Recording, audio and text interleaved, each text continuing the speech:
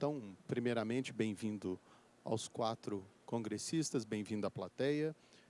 Meu nome é Eduardo Mello, eu sou gerente-geral de Planejamento, Qualidade e Logística da CSN Mineração, e é um prazer estar aqui para a gente poder debater um tema tão importante para a mineração do Brasil, que é a formação e substituição da força de trabalho para o controle de qualidade nas empresas de mineração, os desafios que nós temos nessa formação e nessa substituição, e também as oportunidades que a gente encontra e como cada uma dos entes aqui presentes, né, lidam com esse desafio e colaboram para a gente superar esse desafio.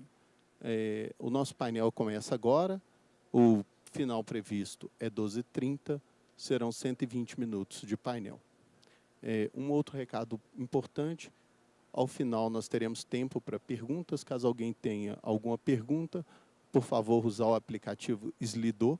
Com o QR Code que está aqui atrás da gente, vocês conseguem mandar a pergunta automaticamente e a gente encaminha para cada um dos convidados. Ao final do evento, caso alguém queira contactar, os contatos, tanto de redes sociais quanto os disponibilizados pelos palestrantes, estão tanto no aplicativo quanto no site do evento. E lembrando a todos, nós estamos num auditório em modo silencioso. Então, ao final, em nenhum momento, por favor, não bater palmas. Até aprendi com o pessoal do Congresso, se for o caso, bater palma virtual, né, sem barulho, para não incomodar os palcos ao lado. Tá bom? Para a gente poder falar um pouquinho sobre esse tema tão fascinante, né, que já vem aí do painel anterior, que falou um pouco sobre mão de obra, a gente tem aqui o professor Alessandro Fernandes Moreira, vice-reitor da Universidade Federal de Minas Gerais, a qual eu tive o prazer de estudar e admiro muito, professor titular do Departamento de Engenharia Elétrica e PhD em Engenharia Elétrica pela UW Madison. Não tenho o dom para falar isso, mas depois ele me corrige, com certeza. Aqui do meu lado direito, a Juliana Ribeiro, que é supervisora de laboratório da ArcelorMittal Negócio Mineração. Da minha esquerda, a Patrícia Mazzoni, que é gerente-geral de tecnologia mineral da Diretoria de Exploração da Vale e diretora executiva do Instituto Tecnológico Vale, que eu acho que é o principal ponto que ela veio aqui contar para a gente um pouquinho dessa história de sucesso que a Vale teve aí com o ITV. As duas vão compartilhar com a gente aí um pouquinho de como as empresas têm se preparado para vencer o desafio da mão de obra, que é crítico no nosso país. E, por fim, né, o Tiago Marquesi, que é gerente-geral de Estratégia, Gestão, Planejamento Integrado de Mina, Inovação e Tecnologia da Informação na Samarco, que também está aqui prestigiando a gente para poder trazer informações a respeito de todo esse novo mundo virtual aí que vem a incorporar a nossa nova vida. Tá bom?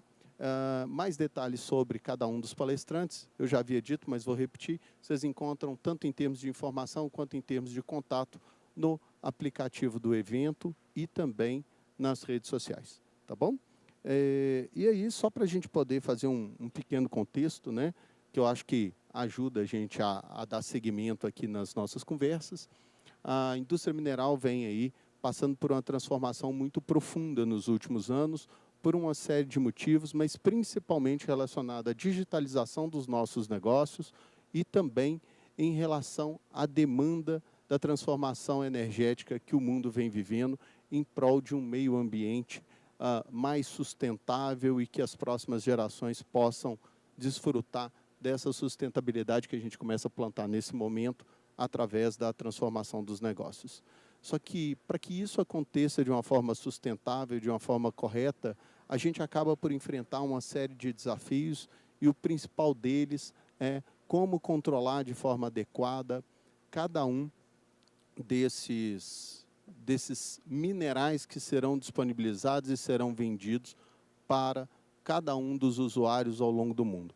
E para que esse controle seja efetivo, nós precisamos de profissionais de controle de qualidade. Esses profissionais que hoje já trabalham nas indústrias, né, vão passando aí cada vez para um nível mais sênior e vão encontrando novos caminhos para as vidas profissionais ou mesmo para sair da vida profissional de cada um deles e abrindo espaço para uma nova geração, mas uma geração com uma particularidade, uma geração que não tem tanto interesse mais pela indústria mineral, né? A indústria mineral não é tão atrativa quanto é a indústria tecnológica, quanto são as indústrias de ponta que existem ao longo de todo o mercado nacional e também mercado internacional, e que encontram outras formas de trabalho que muitas vezes vão até além das fronteiras do nosso próprio país, né? Muitos deles conseguem trabalhar nos Estados Unidos, na Inglaterra, na Europa, na Ásia, estando fisicamente aqui no nosso país, né? Além disso, e não menos importante, nós temos também que existe uma rápida evolução tecnológica, a gente pode ver no painel anterior, falando de automação, uma série de mudanças, equipamentos novos, formas novas de modelos matemáticos, células robotizadas, e essa evolução que vem acontecendo a prazos muitíssimo rápidos, é difícil de ser acompanhado por cada um desses profissionais que participa desse mercado nesse momento.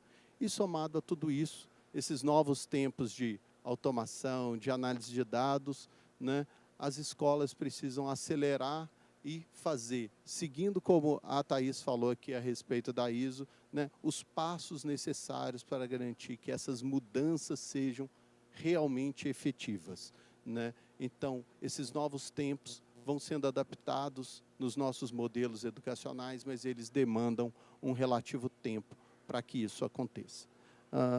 E aí, diante desse cenário, né, como fazer com que as indústrias tenham, para as áreas de laboratório, de controle de qualidade, garantia de qualidade, mão de obra realmente preparada para colaborar com os negócios, não só para fazer análises, para desenvolver modelos, mas também para tomar decisões baseadas em estruturas e cenários complexos e de forma estratégica. Como garantir que esses profissionais do futuro darão passos consistentes nessa transformação, garantindo que os históricos e os aprendizados anteriores não sejam perdidos, mas que eles aproveitem o máximo do que eles têm de tecnologia na mão nesse momento. Esse é o grande desafio de todos nós. As empresas, de um lado, colaboram nessa formação, as universidades e as instituições de ensino, do outro lado, vão se adaptando, mas a união dessas duas forças pode potencializar ainda mais essa transformação e essa preparação dessa mão de obra que amanhã vai estar no mercado de trabalho, colaborando com os negócios e fazendo uma mineração mais sustentável, mais competitiva e, principalmente, que garanta as mudanças que a própria humanidade deseja. E um outro ente que também participa de todo esse contexto são as políticas públicas dos governos, né? O quão ele tem participado para que essas transformações aconteçam de forma sustentável para as empresas, para as universidades, para que os projetos de um lado e de outro, sejam projetos de pesquisa, sejam projetos das companhias, sejam as demandas da sociedade, se integrem para que a gente continue construindo uma mineração mais sustentável, menos impactante, mais competitiva e que garanta que a mineração brasileira continue a ser uma das principais forças econômicas do nosso país. E é esse contexto que a gente vai discutir um pouquinho aqui, com 4 grandes profissionais da área que vão mostrar horizontes completamente diferentes dessa mesma questão, horizontes mais práticos quando eu digo no caso do dia a dia da indústria, como as instituições de ensino enxergam todas essas mudanças, como a gente, em conjunto, pode fazer essa transformação e dar os passos necessários para que amanhã a gente tenha novamente a mesma força de trabalho, entregando desafios maiores e capturando oportunidades para as nossas companhias. E aí, por ser um tema tão importante, juntos nós trouxemos para cá para a gente poder falar um pouquinho disso e discutir um pouquinho disso. Tá bom? Então, repetindo, caso alguém tenha alguma pergunta, por favor, usar o QR Code, a gente pode, a gente lê as perguntas ao final de cada um de vocês. E para a gente começar a nossa conversa aqui, o nosso debate, falar um pouquinho mais a respeito desse assunto, queria convidar o professor para que o Alessandro possa falar para a gente como que as instituições de ensino, aí não só o FMG, que é uma delas, né, mas todas elas, em conjunto, têm se organizado, tanto no Brasil, e se tiver experiências do exterior, pode trazer também, professor, para que a gente forme profissionais aí nas ciências da terra, especialmente, e na engenharia, que é da onde o senhor mais entende desse assunto, para colaborar nessa transformação. Bom, obrigado, Eduardo. Inicialmente, cumprimentar as colegas e o colega aqui do painel, bem como quem nos assiste. Agradecer a Exposibram a oportunidade de representar a UFMG num painel tão importante, né? E passar um pouco da experiência que a UFMG tem vivenciado, a própria Escola de Engenharia, e foi bom você ter colocado, né, até escolas internacionais com quem a gente tem parcerias, né? E, bom, quem esteve aqui no painel anterior, eu estava até comentando com os colegas, né, parece que esse assunto é novo, mas não é. A gente já fala de mudanças curriculares desde o final da década de 90. Né? Então, um pouquinho de história, acho que é importante, né? Talvez eu tenha formado numa estrutura curricular, que à época o pessoal falava até grade curricular, essa palavra cortem do seu vocabulário, a gente não fala mais grade curricular, tá? Mas eu formei numa grade curricular com currículo mínimo, ou seja, era tudo engessado, tudo bem pré-definido, né? Isso é 90. Provavelmente quem formou depois de 2000 já vivenciou uma outra estrutura de formação pedagógica, né? Então a gente passa, exatamente com a LDB em 96, isso muda todo o cenário de formação do ensino superior, isso vale para as engenharias. Então na década de 90, final da década de 90, a gente já estava vivendo toda uma necessidade de mudança, que aliás culminou com o painel anterior, que estava falando de automação. E aí eu estava refletindo aqui qual é o curso mais antigo de controle de automação mecatrônica no Brasil. Provavelmente final da década de 90. O FMG tem um curso de controle de automação que é de 1998. Então, naquela época, a gente já pensava o que fazer para acompanhar essas demandas da sociedade ou da indústria de uma forma mais particular. E naquela ocasião, a gente fez um primeiro grande passo. Aí, quando eu falo a gente, eu estou colocando aqui principalmente o Ministério da Educação, e os órgãos que atuavam naquela ocasião. E aí eu destaco, nós temos uma Associação Brasileira de Educação e Engenharia, que se chama ABENGE, e junto com várias outras instituições, nós passamos por um grande processo, isso foi década de 90, chamada REENGE, que culminou com, a gente chamava aquela época de novas DCNs. DCNs é Diretrizes Curriculares Nacionais. Todo curso superior tem uma diretriz curricular. Então a engenharia não é diferente, também tem a sua diretriz curricular. E em 2002 a gente falava das novas diretrizes. O que essas diretrizes em 2002 já tentavam fazer uma mudança no ensino superior? Sair daquele contexto de currículo engessado para um currículo mais flexível. Então ali a gente já vislumbrava como que os cursos ou os projetos pedagógicos, que aí a gente passou a usar este termo, se atualizavam para acompanhar a evolução, porque a gente que é da engenharia sabe que a evolução tecnológica é muito rápida, né? Então, o celular aqui, 30 anos atrás, não existia, né? Então, como que a gente acompanha? E outra coisa, quando a gente tem um ingresso de estudantes, a gente tem um protocolo, a gente tem um compromisso. A gente não pode ficar mudando projeto pedagógico ano a ano, né? Porque o estudante entra, a gente tem um compromisso de formação com ele, até com uma coerência. Então, como garantir que você tenha um compromisso formal, bem contextualizado, conectado com as demandas da sociedade, mas ao mesmo tempo ágil? Então, é esse grande segredo que a gente vem debatendo nas instituições de ensino superior desde o início do século XXI, desde 1º de janeiro de 2000, vamos falar assim, né? Então, isso já era um desafio naquela época, né? Então, ali a gente já falava dessa flexibilização do currículo e já comentava também um ponto que se torna muito importante agora para o final aí dos anos 2020, que a gente fala de competências. Então, a gente tem uma transição de currículo. A gente passa de um currículo totalmente conteudista para uma visão. Nós não vamos deixar de lado o conteúdo, mas a gente começa a focar em competências. E competências foi uma palavra que foi falada muito no painel anterior, né? Então, o que é isso? O que é conteúdo, o que é competência? Então, lá em 2002, a gente já sinalizava. Aí tem um processo. Na verdade, a gente também, né, fica ali sendo direcionado para o que acontece no Brasil, o que acontece no mundo, é crise econômica, crise para lá, crise para cá, né, aparecem novas tecnologias, enfim. Então, tudo isso a gente vivencia também. Então, de 2002 para cá, praticamente, o que foi um grande desafio até para as instituições de ensino que estavam ali pensando nos seus currículos, né? Na verdade, com essas diretrizes, ela permitiu uma coisa boa, mas trouxe um problema, porque ela permitiu que as universidades pudessem repensar os seus projetos de formação. Isso foi muito importante. Daí nasceu controle de automação, mecatrônica, engenharia ambiental e tantos outros cursos que são muito importantes para nós que não existiam antes de 2000. Antigamente eram 6 cursos na UFMG, né?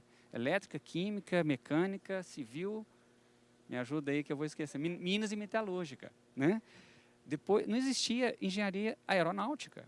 Onde estava a aeronáutica? Né? Então, isso foi importante. Porém, infelizmente, educação também, aí por um lado ruim, né? Não estou criticando nada assim, mas é importante comentar. Quando a educação vira negócio, fica complicado. A educação não é negócio. Isso é fundamental. Né? Educação, saúde, segurança são políticas públicas. Então, tem que tomar muito cuidado. E aí tem uma proliferação de escolas que começa a criar engenharia de tudo. Aí há um movimento de retração, principalmente dos conselhos regionais, que tem um papel fundamental. Que eu falo assim, né, quem me conhece, o que eu vou falar aqui, né, não estou brigando com nenhum conselho, não, mas eu falo que é um freio de mão. Os conselhos regionais freiam as universidades. Né? Então, os conselhos reagiram fortemente, porque profissão de tudo quanto é jeito, como é que eu vou fazer a habilitação? Então, a gente vive isso, a gente viveu isso desde 2002 até 2015, 2017. Era aquela camisa de queda de braço. A universidade tentando criar novas profissões e os conselhos, não, segura aí que não é bem assim e tal. Então, a gente passa por uma transição muito grande aí, até que vem um conjunto de fatores que eu falo que foi essencial. Então, houve um movimento em 2017, a ABENGE, junto com o CONFEA, que é o Conselho Federal de Engenharia e Agronomia. Naquela época, a arquitetura fazia parte, depois a arquitetura, né, cria o seu próprio conselho, que é o CAL, mas entra a indústria. E aí, eu acho que começa a aparecer o que você colocou. Se a gente não trabalhar em conjunto, universidade, empresa, universidade, indústria, a gente não vai resolver esse problema. Né? Então, eu vou chegar até nessas novas DCNs que eu vou comentar. Mas há um grande esforço da CNI, da Confederação Nacional da Indústria, que começa a enxergar que aquele papel ali de formação de mão de obra, né, ou formação de pessoas, eu vou trocar, viu, gente? Formação de pessoas para atuar na indústria, nas empresas, a gente tem que sair da dicotomia de que a universidade não forma bem, né? É assim que o pessoal reclama da gente. E a gente reclama das empresas, né? Então, bem, vou fazer minha parte. As empresas não ligam para nós. Temos que sair dessa dicotomia, temos que parar com essa fala e realmente nos aproximar, né? Para que a gente consiga vencer e trazer uma formação qualificada, tanto graduação quanto pós-graduação. E eu quero comentar um pouquinho disso também. Você controla meu tempo, porque eu já me perdi aqui, eu não sei quanto tempo eu tenho. Mas, então, a entrada da CNI é fundamental nesse processo e um esforço muito grande da ABENGE, que é, como eu comentei, que é a associação que cuida dessa parte de educação e engenharia, e o trabalho do CONFEA. E, obviamente, a gente ali sendo um trabalho conjunto com o Ministério da Educação, que é quem detém ali os protocolos, né, as normas, né, para que os cursos superiores possam funcionar, certo? Então, desse grande esforço, nós conseguimos definir novas diretrizes curriculares. Agora já não é mais as novas de 2002, agora é as novas de 2019. Vou tirar o nova fora, diretrizes curriculares de 2019. E esse é um grande passo, né? Porque essas diretrizes de 2019, elas não apenas consolidam, né, essa questão da flexibilização, e eu vou comentar o que é isso, mas ela realmente foca naquilo que eu acredito, e aí eu estou, né, agora já me posicionando. Os projetos pedagógicos do curso precisam pensar também nas competências, né? Ou seja, como que a gente diminui o tempo de acomodação, de preparação de um egresso quando sai da universidade para uma empresa. Depende das habilidades que esse estudante, que essa estudante tem em suas competências de formação, né? A gente nunca diga nunca, né? mas a gente nunca vai formar o que a empresa precisa. Imagina, né? Tantas especificidades, acho que a Thaís comentou isso aqui. Isso é impossível, né? Naturalmente, as empresas vão ter que fazer um trabalho de preparação, isso é super natural.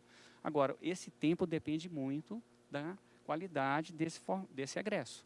E aí eu entendo que não é só mais o conteúdo, porque o conteúdo é papel importante, mas como que essa pessoa consegue se adaptar, consegue se adequar?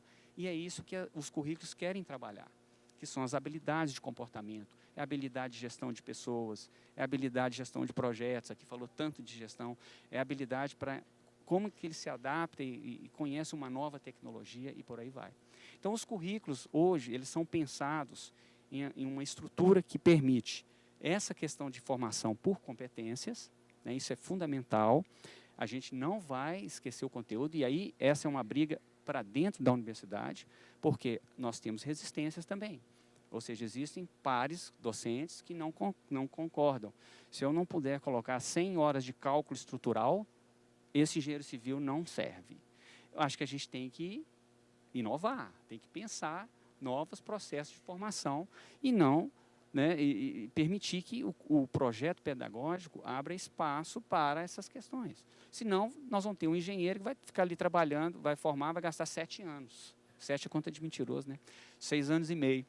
Então, isso não vai dar certo. Então, o colegiado, né, ou seja, a universidade, ela precisa pensar, né, essa questão de como adequar o seu currículo para permitir que a gente continue tendo os conteúdos, que a gente inclua atividades acadêmicas. E aí, esse é um outro ponto importante. Então, vocês, olha, não existe mais disciplina, né? Disciplina.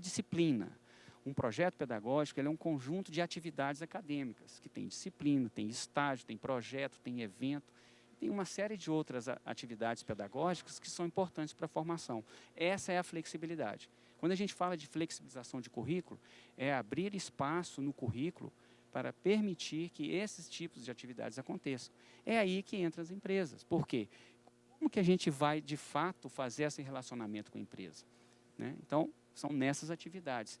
E a universidade aí deu um grande passo, né, de 2018 ou 2019, agora eu me perdi, é lei, 10% do projeto pedagógico tem que ter atividade de extensão. Então, as atividades de extensão universitária, né, são muito importantes e agora são lei. Então, a gente está num exercício muito grande. Meu tempo está acabando, mas eu vou deixar para frente, né, mas eu quero encerrar essa primeira parte aqui colocando o seguinte. Temos novos projetos pedagógicos que a gente precisa de trabalhar em conjunto com as empresas, né? E esse desafio está resolvido na UFMG? Não, não está resolvido. Uma universidade que tem 50 mil alunos, no caso específico da Escola de Engenharia, tem 5 mil alunos, 12 cursos de graduação, 11 programas de pós, nós estamos nesse momento, assim, né, de muita evolução, de muita discussão. E poucas são as instituições que têm um cuidado com a formação. E aí eu faço um convite, né, até aproveitando o painel, a Escola de Engenharia da UFMG, ela tem um programa de inovação para educação e engenharia, que chama Programa ENGE 200, que eu sou coordenador. E aí é um programa que eu gostaria muito de que, né, quem está nos assistindo aqui, que possa conhecer, que a gente possa trabalhar conjuntamente. Vou deixar o restinho para daqui a pouco. Obrigado nesse primeiro momento. Obrigado, professor. Acho que assim, todo dia a gente aprende um monte de coisa, né? Hoje eu aprendi bater palminha virtual, descobri que tem gente que odeia sílica gravimétrica, né? Mas aprendi que eu também fui formado errado. Na minha época também era grade curricular e eu também fiz disciplinas, né? Então eu já acho que eu já sou de um tempo meio passado, depois eu vou pegar os termos novos para poder aprender a falar corretamente. Mas eu queria pontuar 2 pontos aqui bastante interessantes, muito importantes que o professor falou, né? O objetivo da universidade também é nos dar uma base. Ela não vai se adaptar a cada demanda de cada indústria específica. Então, ela vai formar um profissional básico, né? Um profissional tecnicamente muito coerente, com competências e habilidades específicas relacionadas àquela engenharia, mas ele não vai efetivamente trazer cada demanda específica de cada indústria para dentro do curso. E eu acho que isso a gente, enquanto pessoas da indústria, temos que entender isso, que é um trabalho de mão dupla, onde a gente tem um primeiro passo de formação e depois nós vamos ter um segundo passo dentro de casa. Então, acho que esse é um ponto que o professor deixa extremamente importante para que a gente reflita, né, quando a gente demanda da universidade, porque ela não é exatamente o que a gente acha que deve ser, né? Então, acho que isso aí são 2 pontos extremamente válidos para que a gente possa levar enquanto reflexão dessa primeira parte que ele trouxe muito bem para a gente. E aí, dando continuidade, vou rodar para o outro lado aqui, né, para falar com a Ju, pedir a ela para contar para a gente como é um pouquinho da experiência ArcelorMittal. Quais habilidades vocês procuram e, principalmente, como vocês identificam essas habilidades durante o processo de seleção de cada um dos empregados dessa, que é uma das, se não a maior, uma das maiores, com certeza, indústrias siderúrgicas e de mineração do mundo. Bom dia, pessoal. É um prazer estar aqui. Eu gostaria de agradecer a oportunidade e, né, de contribuir um pouquinho com a experiência. Na Arcelor eu tenho 14 anos de empresa, tenho 21 anos na mineração. Então, eu participei muito desse processo. Eu pude ver uma evolução muito grande nos processos internos das empresas, né, de uma forma geral. E a mineração sendo uma empresa, a ArcelorMittal sendo uma empresa muito grande, né? Se você pegar a siderurgia, se você pegar a mineração no mundo inteiro. E assim, a gente vê que, eu vi que nesse processo, a Arcelor evoluiu muito, porque ela trouxe, hoje a gente tem uma universidade corporativa, que é uma universidade que ela é no mundo todo.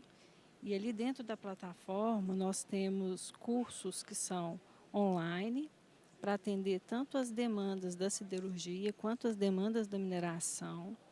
Tem toda uma trilha direcionada para cada área, né, tanto cursos presenciais quanto cursos online que a gente pode fazer no próprio site. E ela é aberta para todos os colaboradores, né? E cada um dentro da sua trilha, dentro do seu perfil profissional, pode estar se desenvolvendo ali dentro, né? Está se aperfeiçoando. A gente vê um avanço muito grande com relação à questão da qualificação da liderança, porque nessa mudança que a gente tem de cenário hoje, né? A área de qualidade, acho que até mesmo a área industrial, né? Você pensar numa siderurgia até e numa mineração, você tem risco 4, você tem atividades com nível de risco alto, né? Hoje não é atrativo, ninguém quer, né? As pessoas estão escolhendo outras coisas para fazer, um trabalho que não exige dedicação lá, você sair cedo, ir para a mina e voltar. Então a empresa vem buscando, né, outros meios de atrair, né? E a gente começou lá atrás, antes da pandemia, uma mudança na cultura, né? Teve que se fazer uma mudança cultural, né? Certos paradigmas foram quebrados e se a gente mantivesse o ritmo como há 5 anos atrás e a gente pensar nisso para aí 10, 15 anos, nós não teríamos mão de obras para nos substituir no futuro, né? Então teve que se ter essa evolução toda. E aí teve-se um processo de cultura, e eu sou muito privilegiada porque eu pude participar do início dele, quando a Arcelor trouxe os preceitos ali, o que seria isso, como que seria feito. E a gente, eu na mina, né, como uma pessoa que foi disseminar esses conceitos e dar treinamentos, ensinar as pessoas qual era o novo modo de ser da ArcelorMittal. Né? E aí a gente viu realmente uma mudança, né? Mudança de nível gerencial, de nível de diretoria. E depois veio a pandemia, né? E com a pandemia a gente viu isso muito forte, porque uma empresa que era muito, como fala, que tinha uma arquitetura muito rígida, né? Uma hierarquia muito rígida, com parâmetros rígidos, você tem que trabalhar de terno, de gravata, as pessoas do escritório. E aí com a pandemia veio o trabalho online, né, que abriu portas e aí o pessoal começou já a ir trabalhar mais esporte. E as pessoas ficaram assustadas naquele momento. Nossa, o que está acontecendo aqui, né? Então, acho que foi a grande virada de chave aí, com um momento ruim da pandemia, mas que trouxe um grande aprendizado para a gente. E hoje a empresa ela vive ainda, né, esse momento ainda, a mudança de cultura ela não termina, né? A gente vai sempre evoluindo, é um processo muito longo e contínuo, né? Então a gente tem que estar sempre perseverante, persistente lá. A alta liderança não pode deixar as ações se perderem, né? E a gente já viu, né? Já estamos construindo algo muito novo. Mas aí o que a gente traz aí dos processos que a gente trabalha para a contratação, né? Então a gente tem um processo muito robusto, né? A gente busca profissionais que sejam qualificados, né? E como o professor disse, né? As universidades elas não vão entregar um profissional pronto para a gente. Então a gente tem internamente essa capacitação, né? A empresa investe muito em treinamentos, em capacitação. As pessoas, né, que estiverem dispostas, elas podem, né, pedir, buscar isso, tendo a viabilidade, a empresa vai disponibilizar junto às outras instituições de ensino para fazer a formação necessária. Tá? Com relação à questão de relacionamento, né, a empresa busca pessoas que são abertas ao aprendizado, que seja que tenha, que goste de trabalhar em equipe. A questão da comunicação eficaz também é muito importante, né, porque é uma das falhas muito grandes que a gente tem visto hoje, é falhas de comunicação, seja nos processos burocráticos quanto nos processos industriais. Então a gente tem batido muito nessa tecla também de desenvolver a comunicação, né, não só comunicar, mas fazer ciência de que essa comunicação ela foi entendida, né, que a mensagem realmente foi passada. Então isso é muito importante para nós também, principalmente se a gente for trazer a questão de segurança, né, que também é um item muito importante, né? Então, com relação a isso, a gente não pode deixar que nada passe batido, né? Então a gente traz essas pessoas com essa visão de conseguir ter esse contexto todo e criar e desenvolver nisso aí. Acho que seria isso para começar aí a questão dos nossos processos, né? E assim, aí eu gostaria até de complementar, né, que a área de qualidade, né, hoje ela é vista como uma área não muito atrativa, mas a gente tem que começar a demonstrar que ela é uma área que envolve um conhecimento muito grande e ela é essencial para o planejamento estratégico da empresa, né? É ali que a gente vai poder ter parâmetros para poder quantificar o nosso recurso mineral, que a gente vai usar isso para validar os nossos processos. Isso tudo envolve dinheiro, envolve estratégia, né? O que nós vamos fazer daqui 2, 3 anos, baseado nos estudos que a gente tem hoje. Então, assim, levar essas informações para que os profissionais eles entendam a importância do papel deles dentro da indústria de uma forma geral, né? Voltado para a área de qualidade. Hoje o laboratório produz muitos números, né? E esses números não são utilizados de forma inteligente. Então, a gente tem que ter pessoas qualificadas também para poder tratar esses dados, né, para poder tirar a informação desses dados. E as próprias operações, elas não sabem, né, eles pedem, né, faz teste, faz aquilo, mas não sabem usar a informação de forma inteligente. Então, o desafio ele é muito mais aquém de um simples laboratório, né, envolve todo o processo, toda a unidade, é uma coisa muito mais robusta e aí sim é uma coisa inteligente, é interessante, né? Você envolve as pessoas num processo que é muito maior, não fica voltado só para o laboratório. Ok, obrigado, Ju. Acho que assim, fazendo uma ponte entre as duas coisas, né?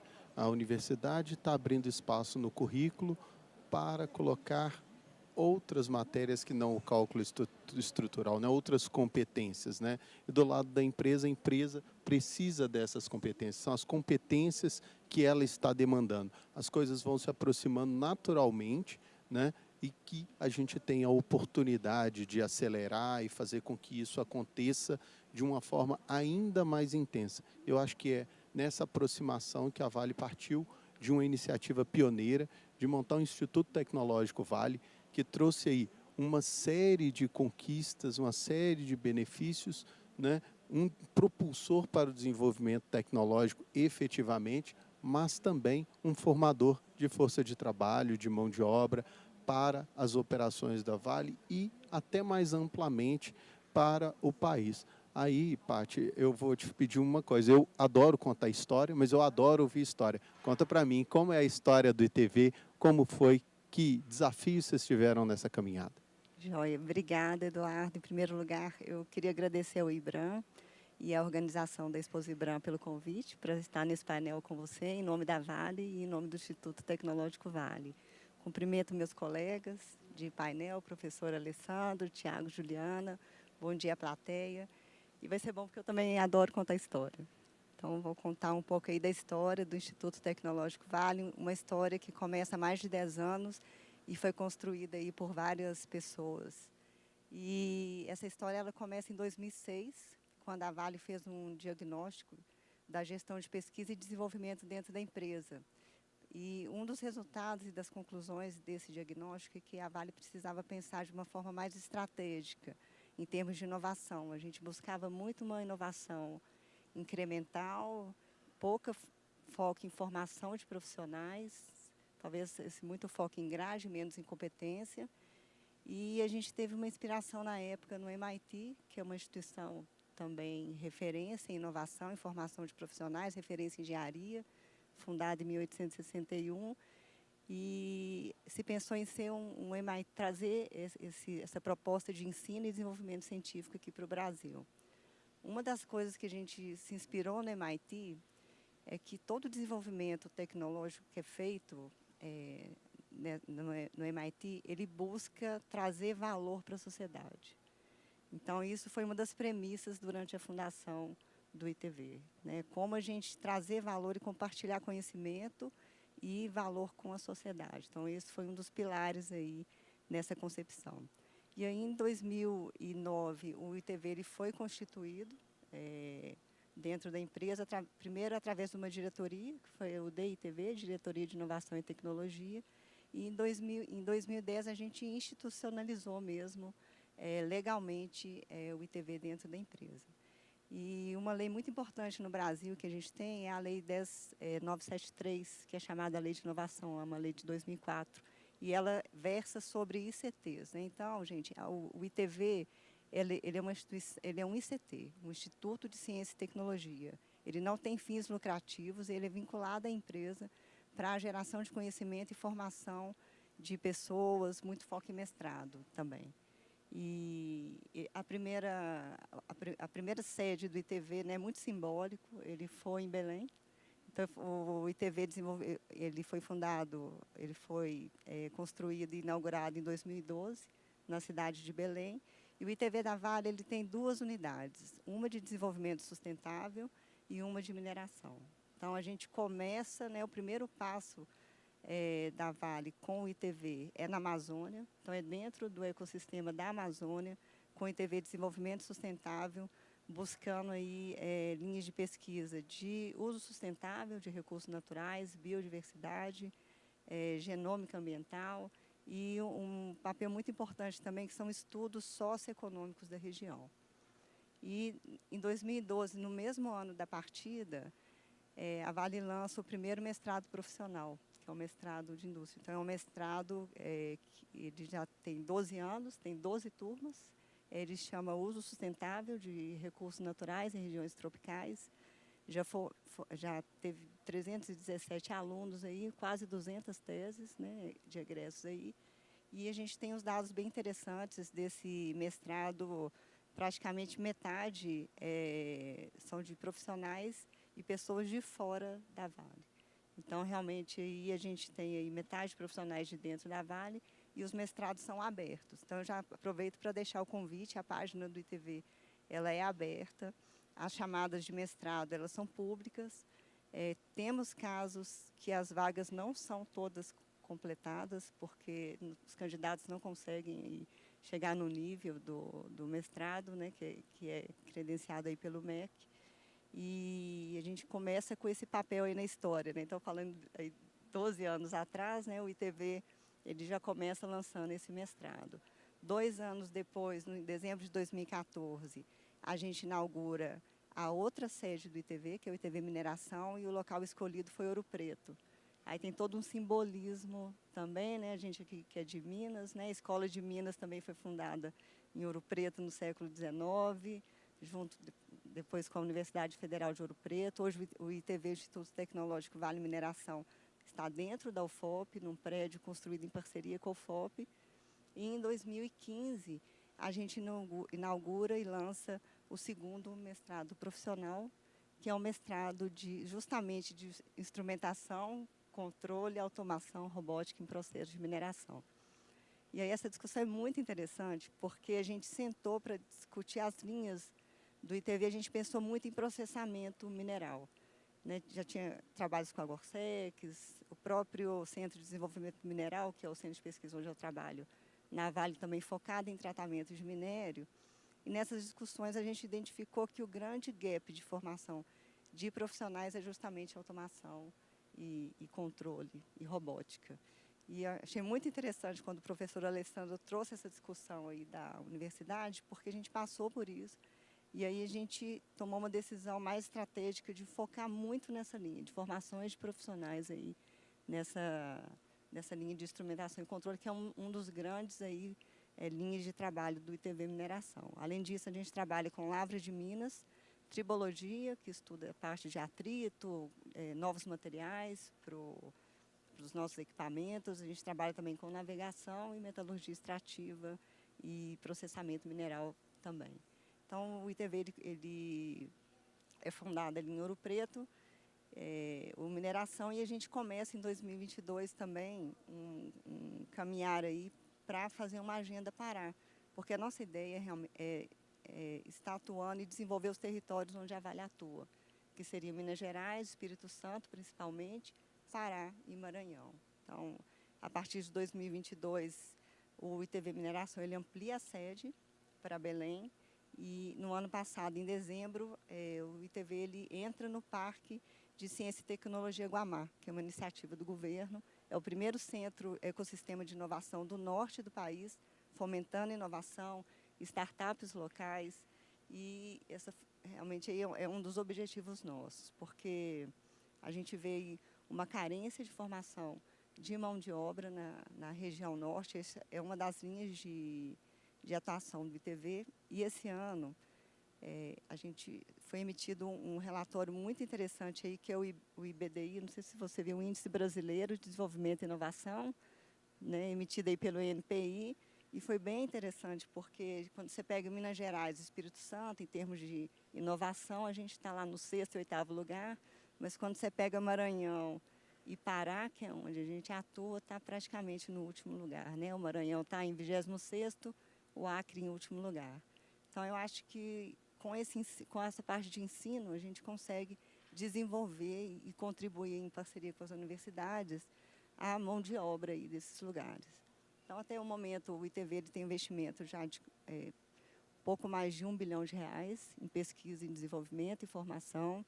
São mais de 1.000 alunos aí, vários egressos em diversos locais. 1/3 desses alunos são do mercado. Então, onde eu vou, eu encontro aluno na Samarco, encontro na Celor, na MRN, na universidade. Temos vários ex-alunos aí, egressos, já são agora reitores de universidades. Então, isso é bem interessante, né? Eu gosto muito de uma frase do Leon Denis. Ele fala que a educação é o fator mais poderoso para o progresso, porque ele tem o germe do futuro. Então, é isso, né? Uma coisa que a gente pensou 10 anos, 12 anos atrás, você começa a colher os frutos como país aí, né? Além do ITV, a gente tem também hubs de inovação. A gente acredita bastante na Vale da Vivência. Então, tem uma parceria com a UFMG vários alunos da UFMG, eles ficam dentro da Vale, desenvolvendo projetos inovadores, aí eles desenvolvem essas competências de comunicação, gestão de projeto, e uma coisa que a gente está puxando muito aqui na inovação é empreendedorismo. Então, a gente chegar com essa visão de empreendedorismo aqui no Brasil, né? Já na formação da mão de obra na escola, trazer essa formação. E a gente tem também uma universidade corporativa dentro da Vale. Então, um pouquinho aí da história, Eduardo. Obrigado, Patrícia. Acho que assim, o sucesso do ITV, né, se dá em números vários que você falou, né, assim como as teses, os egressos que estão todos aí. E a gente, né, por hábito, né, independente de qualquer questão, fala muito de políticas públicas. Você falou algumas delas que colaboraram nesse processo de desenvolvimento do ITV. Então, também a gente aprender a reconhecer quando políticas públicas de sucesso acontecem, sejam elas no ITV, sejam elas através da UFMG, que vão potencializando cada vez mais esse processo de desenvolvimento de competências das pessoas, né? Fica à vontade. A gente só queria complementar, né, toda a produção científica do ITV, as teses de mestrado, das especializações, né, hoje são 2 mestrados, a gente vai estar na CAPES a aprovação de um 3º mestrado no Pará, que é de tecnologias inovadoras para mineração, 6 cursos de especialização. A gente também tem programa de residência em pesquisa com bolsas, aí são mais de 300 bolsistas que a gente tem aqui na Vale, no ITV. E toda a produção científica ela é pública, né? Se não tiver nenhuma questão de confidencialidade e propriedade intelectual, ela está disponível, www.itv.org, biblioteca, todas, né, as teses, trabalhos, relatórios são disponíveis para o público. Que bom, bacana, né? Não só produzir, mas como difundir e compartilhar esse conhecimento é extremamente importante, né? E eu continuo aprendendo agora, foi tribologia. Depois, no finalzinho, tem prova de todos os termos novos que cada um aqui aprendeu. Vamos passar aqui para o Tiago, né? Tiago, eu acho que assim, o que eu te pediria para falar, né, completando essa primeira rodada de perguntas, a Samarco é uma empresa extremamente inovadora, ela sempre foi ligada a tecnologias, foi pioneira numa série de tecnologias, tanto relacionadas a software, quanto hardware, quanto pesquisa, né? Queria que você falasse um pouquinho para a gente como é, no seu papel, construir informação, tecnologia da informação, automação, laboratórios de controle de qualidade extremamente automatizados dentro da Samarco, fazer tudo isso funcionar, os benefícios que vocês foram colhendo ao longo do tempo, um pouco dos desafios. Conta para a gente como é a história da Samarco ao longo dessa inovação. Obrigado, Eduardo. Eu não vou fugir do protocolo. Queria primeiramente agradecer a Exposibra. Aí, no nome da Rejane, que está ali sentadinha, Miriam também, e você, Eduardo, pelo convite.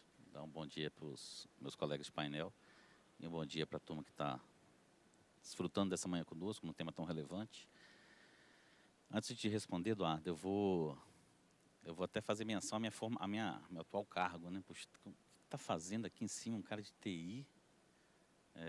Inovação, estratégia, gestão, enfim, planejamento de mina, o que ele tem a ver com controle de qualidade, né? Na verdade, primeiramente, sim, eu tinha 15 anos de experiência em laboratório, então assim, minha vida profissional foi toda em laboratório e reconheço muito desse desafio que a gente está vivendo ultimamente, de achar profissionais. Mas é muito importante citar que tudo começa, se você quiser ter, por exemplo, uma excelente estratégia de inovação, você vai beber de alguma fonte de dados. Então, você precisa de dados cada vez mais confiáveis e tudo vai começar lá no laboratório, por exemplo. Então, tudo se comunica aí. Então, hoje, falar de dados é falar de TI, falar de inovação é falar de planejamento de minas, geologia, enfim, é você ter realmente todo o teu controle de qualidade disponível e realmente com qualidade da informação para que você possa tomar uma decisão mais assertiva possível. Professor, eu queria só fazer uma menção também à sua fala, né?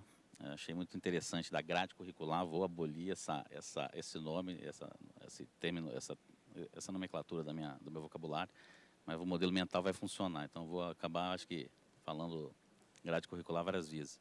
Mas semana passada, por coincidência, fui convidado para estar na Universidade Federal do Espírito Santo, onde eu me formei, para fazer uma palestra para o curso de Química, que eu sou graduado. E realmente como é interessante, 20 anos depois, aproximadamente, né, você vê como mudou a grade curricular, ou melhor, o currículo, né? Mas, então assim, como as universidades estão se adaptando, eu acho que é uma adaptação que realmente não é um caminho, não é uma via de mão única, pelo contrário, há um papel importante da empresa, essa sinergia que o senhor citou. Mas realmente é interessante de ver realmente que um químico, por exemplo, ele tinha na grade curricular, a partir de agora, por exemplo, química instrumental em várias disciplinas, coisas que na minha época não tinha. Para quê? Para que ciência de dados? Isso, não precisa disso. Então, as universidades, você já vê realmente um movimento muito forte. É como você falou, não dá para mudar toda hora, mas realmente muito forte para realmente atender às necessidades da organização. Mas eu também trago um papel da organização que ela tem a responsabilidade também de pegar aquele profissional com uma boa base e adequar às suas necessidades, né? Mas o perfil do aluno, eu reparei que mudou também. Então, quando eu me vi ali há 20 anos atrás, eu vi que o perfil mudou e, por exemplo, devia ter mais ou menos 40 pessoas assistindo presencialmente conosco. E havia uma transmissão online.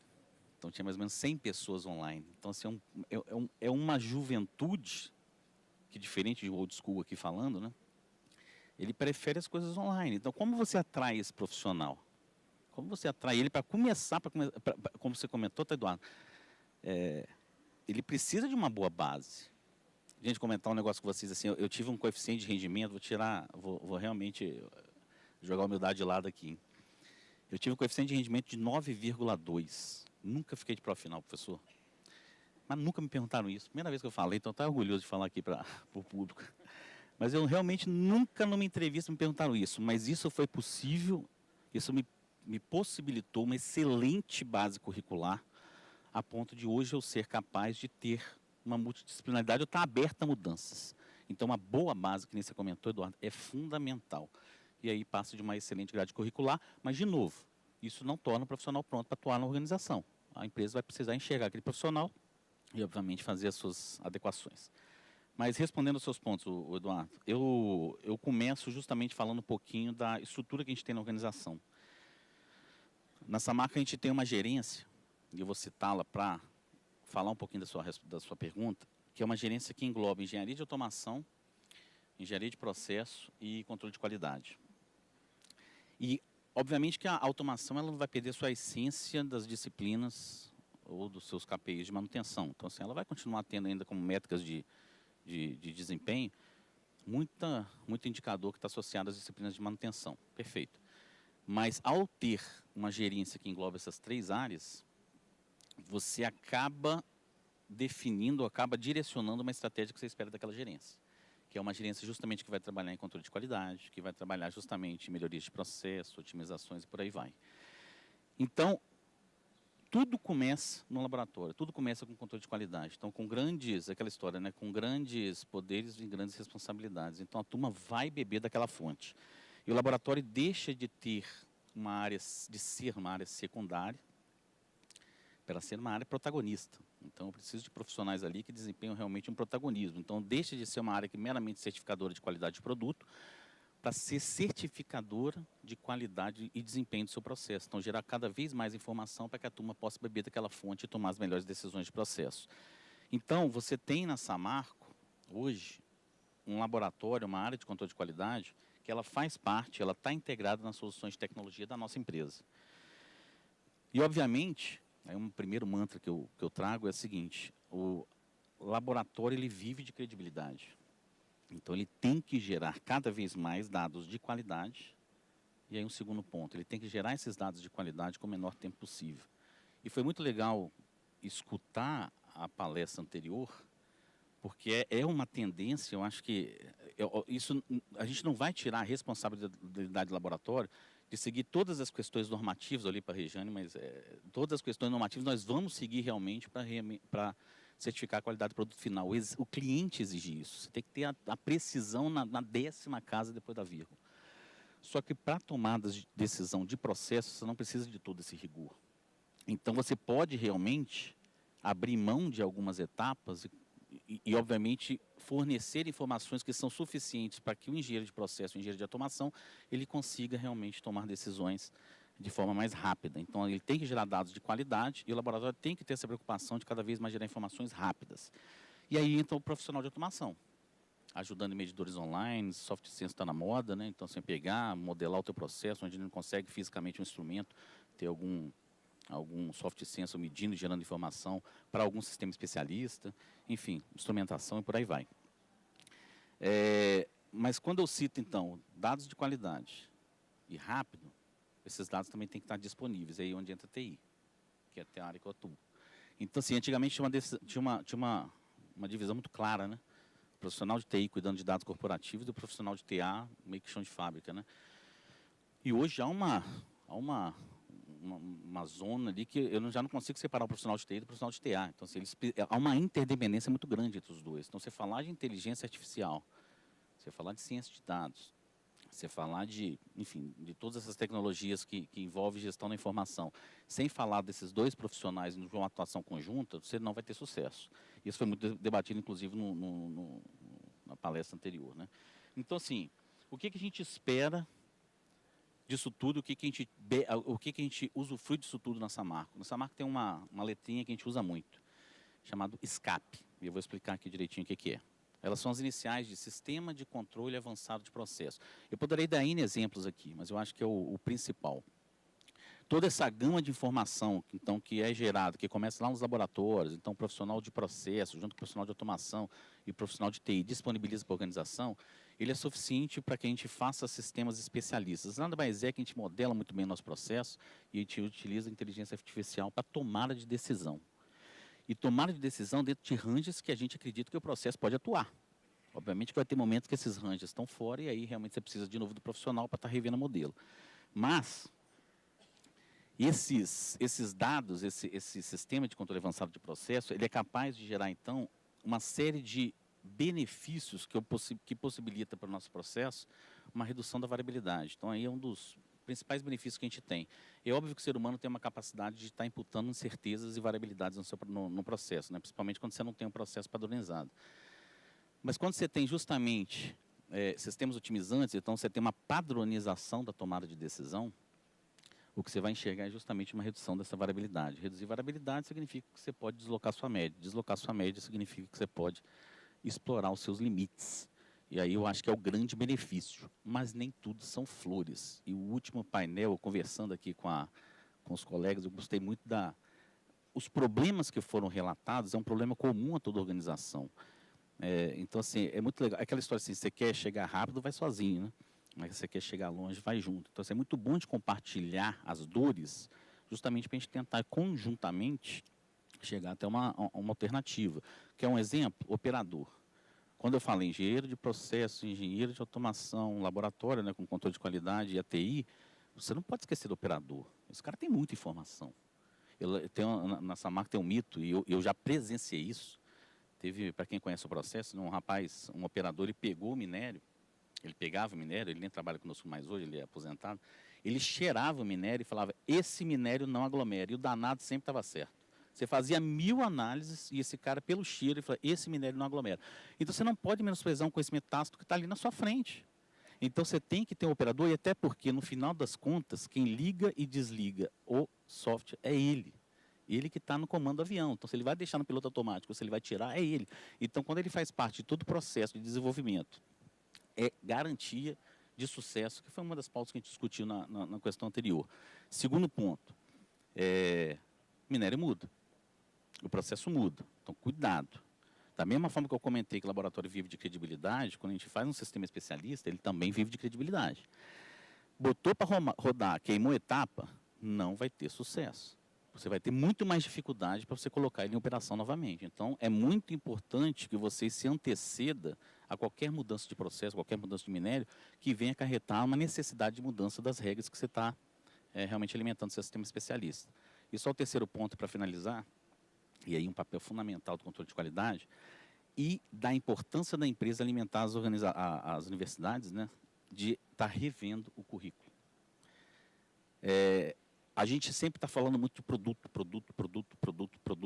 Toda empresa é assim. Então, todo mundo é expert. Se você falar no FMG, eu tenho certeza que tem cadeiras para falar do run of mine, do pellet feed, da pelota, da qualidade da pelota. E hoje em dia, falar de rejeito, que é algo novo para qualquer indústria, a gente sempre produziu rejeito. Mas o olhar que a gente está dando para rejeito, hoje, um desvio no produto, com certeza você vai parar uma operação se você não estiver atendendo as especificações do seu cliente final. Mas acredite, um desvio também que você não está esperando no seu rejeito é tão importante hoje quanto um desvio que você está tendo no seu produto. E entender desse mundo passa necessariamente por entender do que medir, como interpretar os dados. Então, tudo começa no laboratório, engenharia de processo, automação e por aí vai. Obrigado, Tiago. É um mundo 100% integrado, né? E eu acho que queria te usar como exemplo aqui, né, para conectar.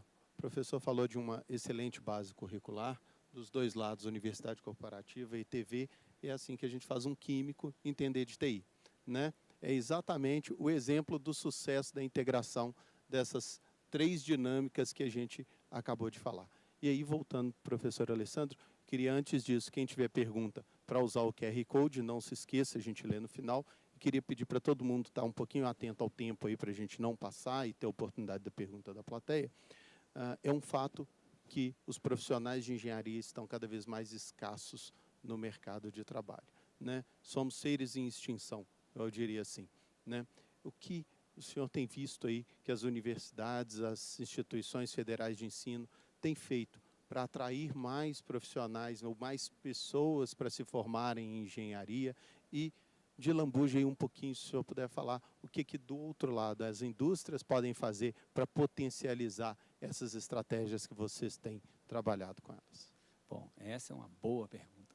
Eu acho que a resposta não é simples, né? Mas, assim, tem sido realmente desafiador o ingresso, né? Então, assim, eu posso falar porque eu sou engenheiro eletricista, atuo na engenharia elétrica há 31 anos e, sei lá, boa parte de 15 ou 20 anos eu sempre lecionei para primeiro período. Então, eu venho acompanhando o primeiro período de engenharia elétrica há anos.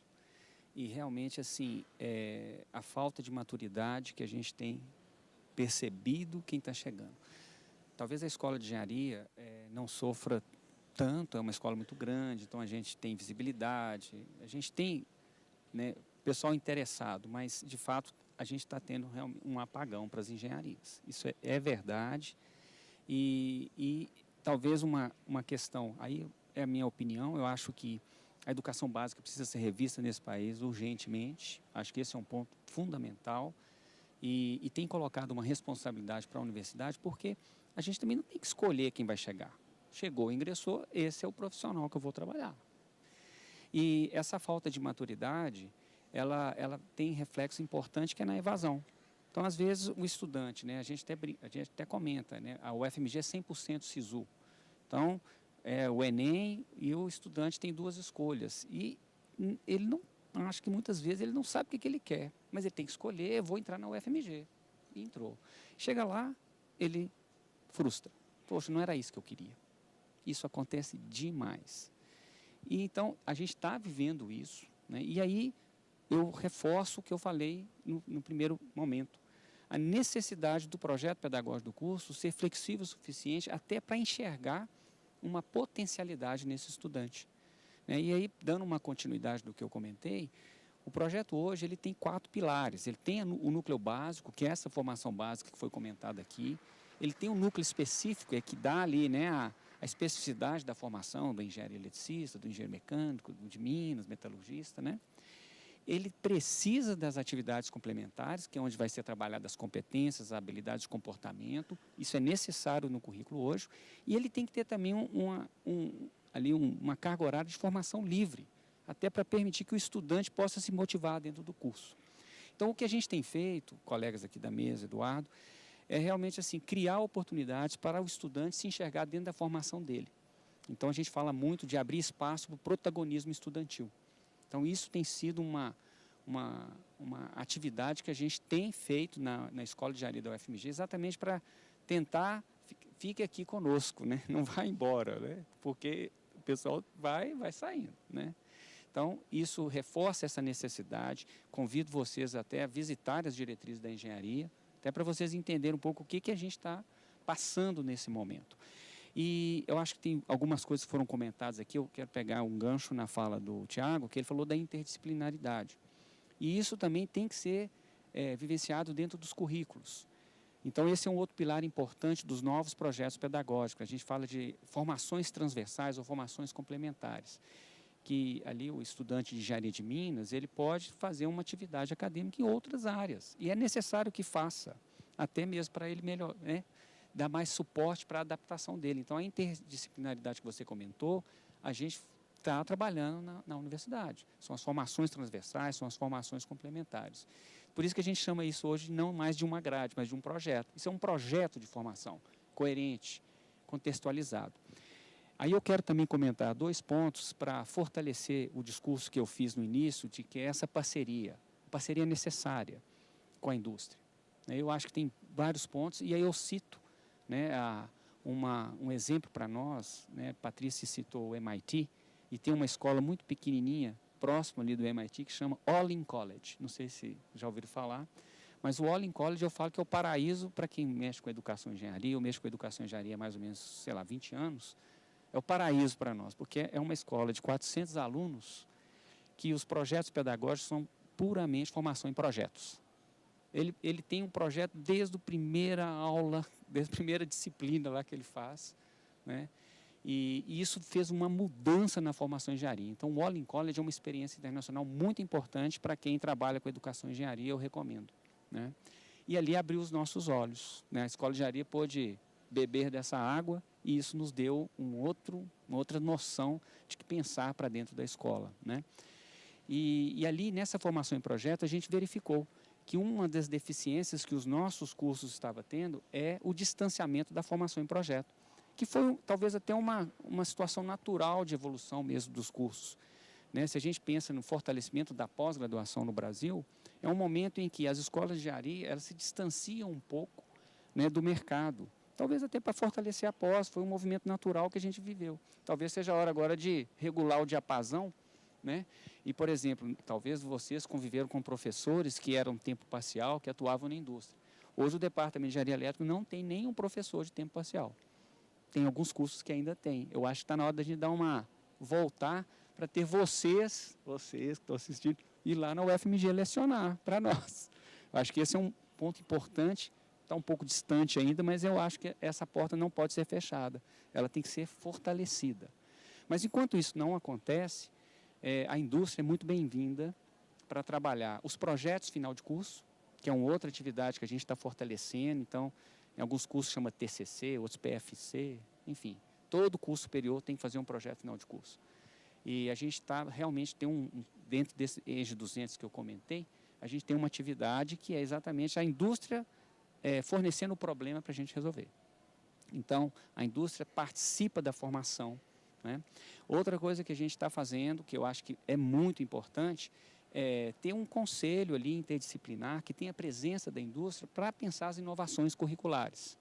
Então, a Escola de Engenharia também está construindo um centro desse, chama CRIE, é o Centro de Referência de Inovação para Educação e Engenharia, que a gente quer a presença. Na verdade, a gente tem um colega que ele era da Fiat, agora chama Paulo Matos, não sei se vocês conhecem, e um outro é um colega de uma empresa que também nasceu dentro da UFMG, que é o IABT, que é um parceiraço, que é o Paulo Vitor. Então, assim, a gente tem pessoas de fora nos ajudando a pensar as inovações curriculares. Então, assim, a presença da indústria. E, né, eu acho que um outro ponto importante que eu bato muito, eu sei que é uma dificuldade, é a questão dos estágios. E aí eu tenho algumas críticas, às vezes eu falo mesmo, não vou ter vergonha de falar, mas tem muita empresa que não valoriza o estágio como ele deveria. Acho que o estágio é uma mão de obra barata, quer sugar ali daquele estudante, e é um estudante bom, né? O cara dá conta do recado, porém, para a formação dele, está sendo um desserviço.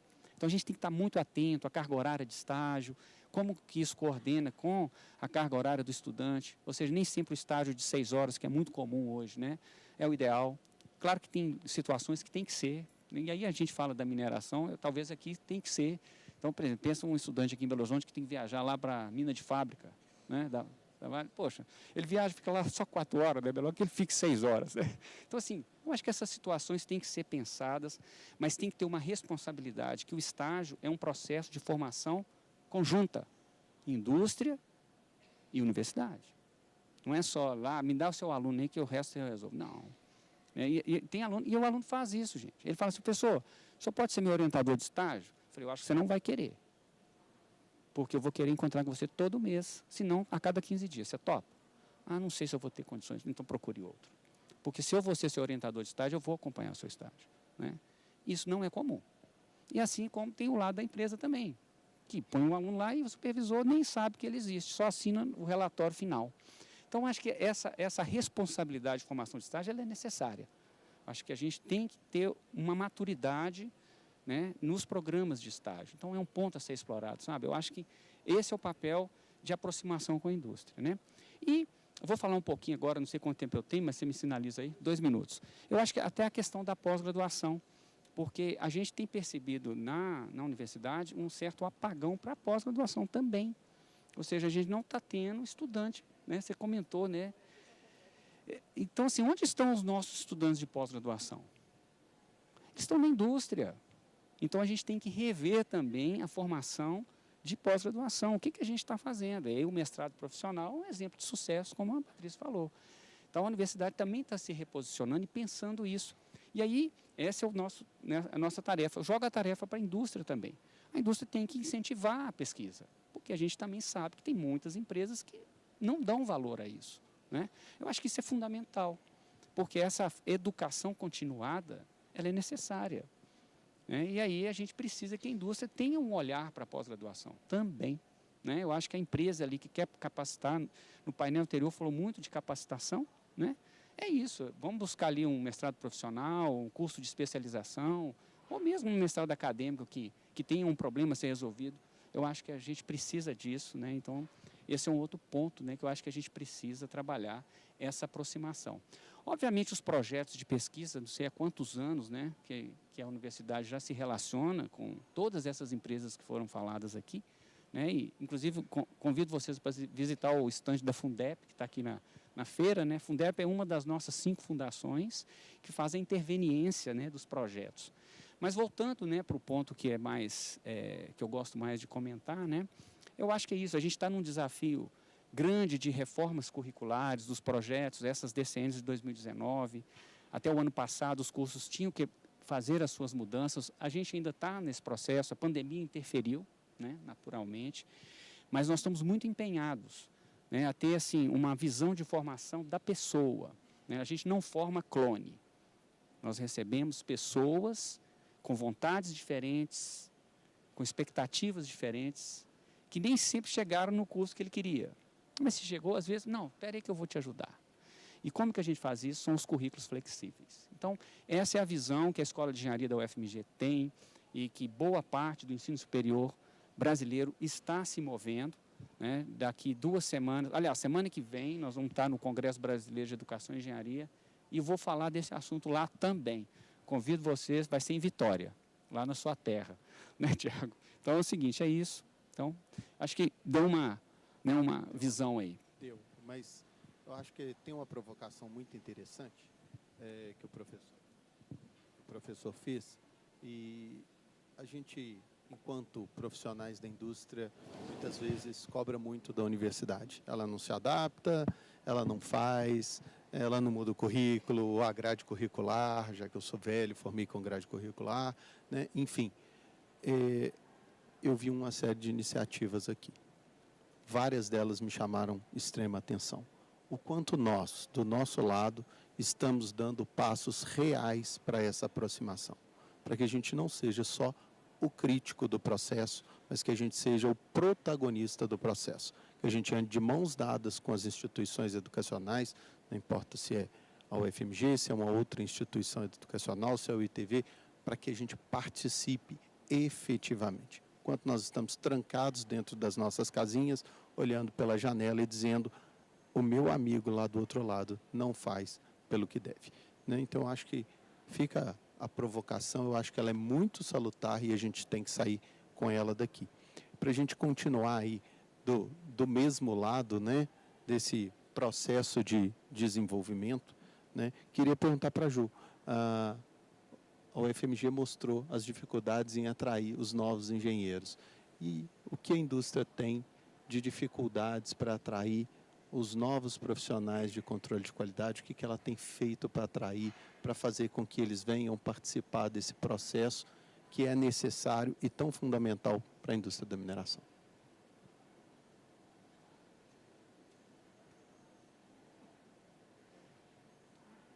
Então, bom, essa pergunta é boa, porque o professor falando ali me chamou muita atenção, né? E quando a gente fala na diversidade de currículo, né, de ter um currículo diverso, né, para atender a todos, a gente tem que lembrar da diversidade de pessoas, né?